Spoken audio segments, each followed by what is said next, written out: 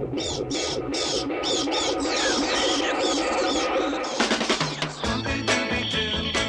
are you? We got some work to do now.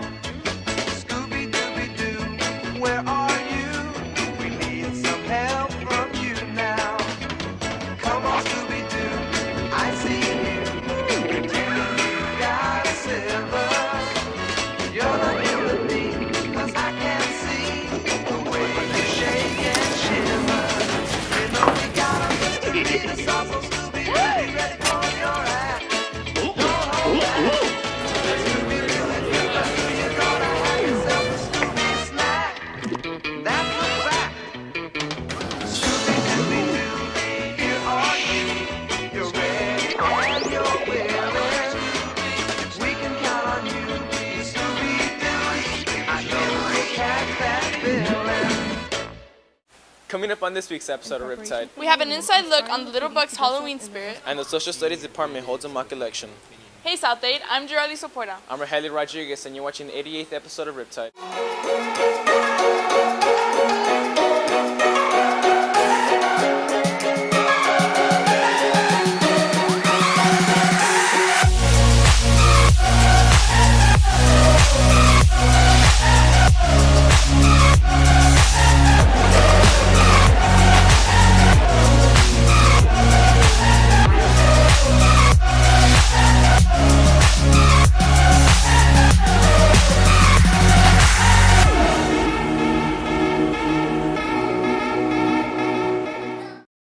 On Monday, Little Bucks were able to celebrate Halloween. They had activities throughout the day, and they were able to show off their costumes. Every year, the Little Bucks Daycare program organizes an event in preparation for Halloween, inspiring the kiddies to dress up in their most creative costumes and participate in activities around the school. I think that it makes some of our employees' days, and we like it. We like to see the kids happy. We like to be able to spoil them. Throughout the week, it's learn, and routine, and I think sometimes everybody just needs to break their routine, especially these little ones, and have fun. The Little Bucks enjoyed story time in the media center as well as trick-or-treating in the main office. Our Halloween trick-or-treating with the preschoolers has been going on for about 7 years now. Somebody just thought of, hey, bring the kids down.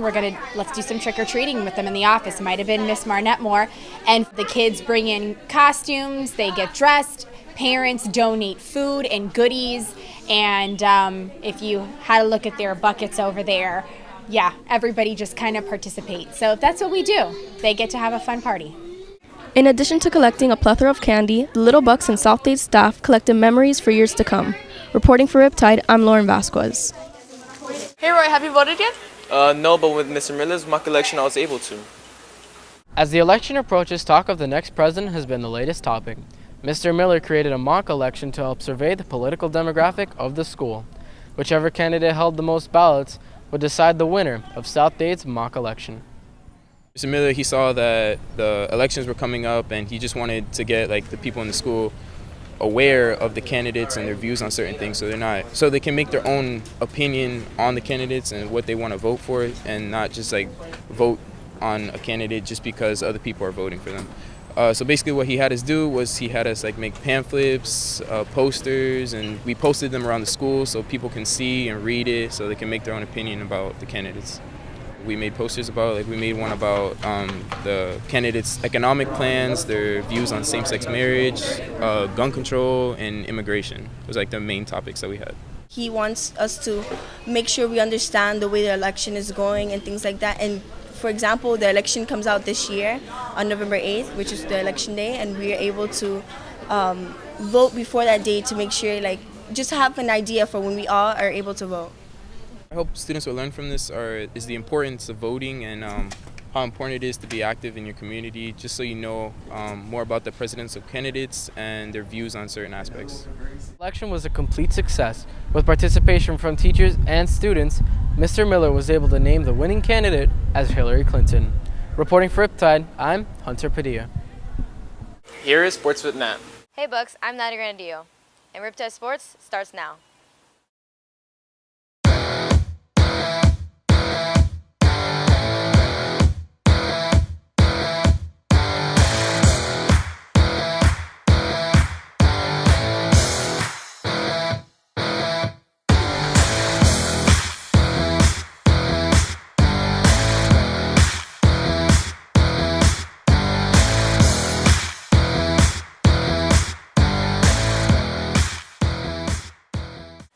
Our varsity football team played their rival Homestead.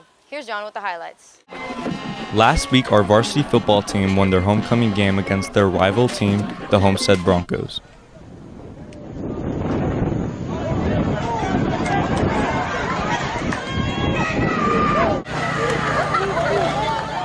After the Bucks recovered the opening kickoff, fumbled by the Broncos, they took an early lead with Marquand Stewart rushing 3 yards for a touchdown.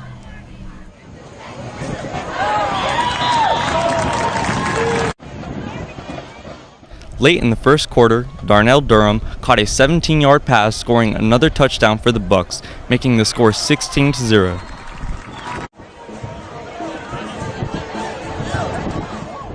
In the second quarter, what looked like to be an amazing catch by Homestead's wide receiver ended bouncing off the receiver into the hands of Ubendi Guerrer for a 95-yard pick six.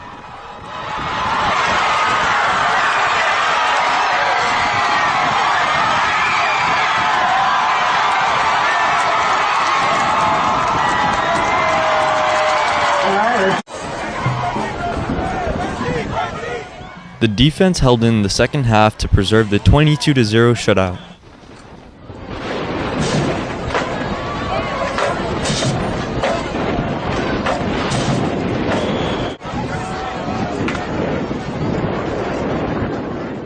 The win means the Bucks keep the South Dade's News Leader Centennial Cup for the 4th straight year. Reporting for Riptide, I'm Jonathan Gonzalez. Tonight is senior night, so make sure you come out and support the Bucks against Miami Beach High. You can also watch at sports.bucktv.net. Boys soccer won their opening match against Somerset with the final score of 6-2. Let's go to some highlights.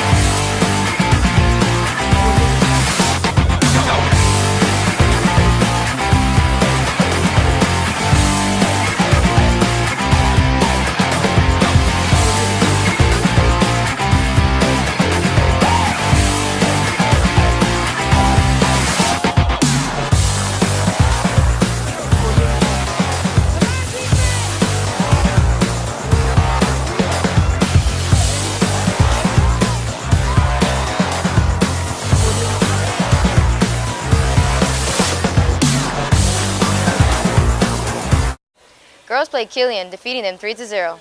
They played today against Palmetto. Good luck, girls. Well, that's all for Sports Bucks. I'm Nata Granadillo. See you next time on Riptide. Homecoming is one of the many activities that creates unforgettable memories. And here's a recap of the night.